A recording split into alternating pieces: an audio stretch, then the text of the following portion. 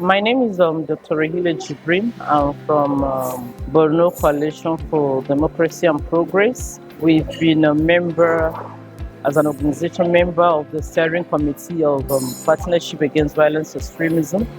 We have worked within this thematic area for many years now, and we've been part of the movement of PAVE.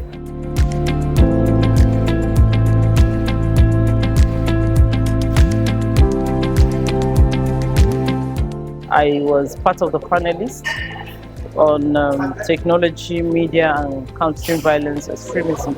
Actually, what we were able to discuss was we talked about how technology affects can be used, to promote or either counter violence extremist narratives.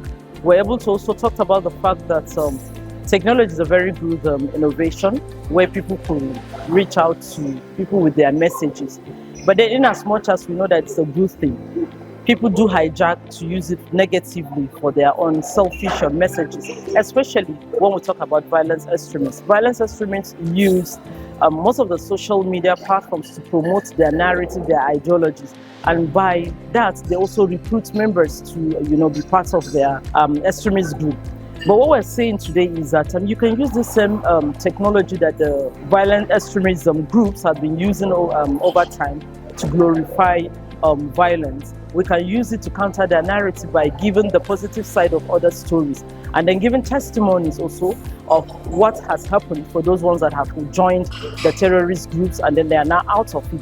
We can use this as a means by also drawing other ones that have already gone into terrorism or terrorist groups, and then also discourage people, dissuade them from joining terrorism. And how can we also use the technology to change narrative?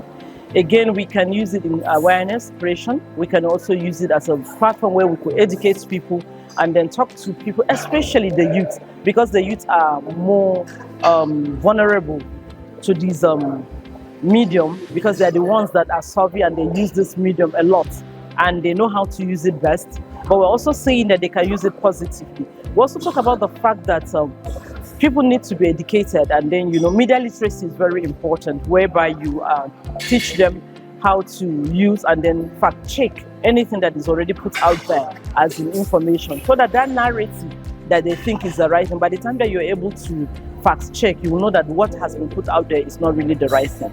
And then you could also counter that narrative by bringing out the real situation.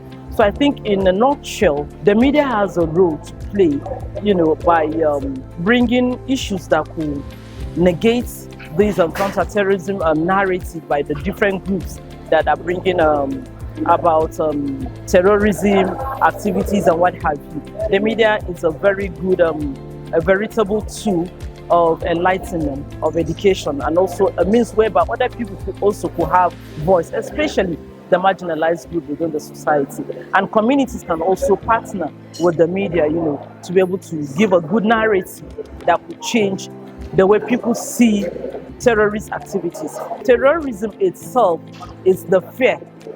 When you glorify it, when you allow the coverage, the media should not cover situations where you see blood or maybe where people have been maimed because of activities of terrorism. Just show where the system is working, probably where you can see police responding to situations. I think that one will encourage and then make people to also have belief in our security system and also on our early warning response system.